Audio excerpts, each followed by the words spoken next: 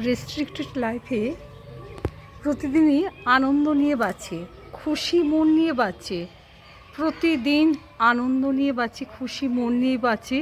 আর শিবরাত্রির দিনটাতে যখন একটু ঠাকুরের কাছে আসি, মানে কি ভালো লাগে, মন ভরে যায়। এটা একটা অদ্ভুত রকম ফিলিংস বা অনুভূতি। প্রতি বছর শিবরাত্রি আসবে, হাজার কাজ থাকুক, কাজটা ঠিকমতো করতে পারবো, এটা যে মনের কোনায় কোনায় কী আনন্দ। রেস্ট্রিক্টেড লাইফে খুশি। আর শিব ঠাকুরের কোনো চাহিদা তো নেই, ওই সামান্য নকুলদানা আর কি বলবো, ওই ধুদ্র ফুল, তারপর আকন্দ ফুলই সন্তুষ্ট।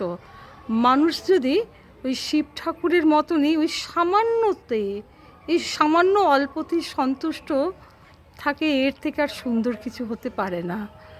মানে খুব ভালো লাগা। শিব ঠাকুর শুধু আমাদের কি বলবো, আমাদের অনেক কিছু শেখায়, অনেক কিছু জানায়, খুব অল্পতে সন্তুষ্টিবোধ। শিব ঠাকুর তাই শুধু আজকের এই দিনে বিশেষ বিশেষ মানুষের জন্য মঙ্গল কামনা, মানে কি বলবো, একটা বিশাল ঘন ঘটা, কিন্তু ওনার যে খুব অল্পের মধ্যে সন্তুষ্ট ভাব, এটা ভীষণভাবে মনকে আলোকিত করে। খুব ভালো লাগে। শর্মিষ্ঠা।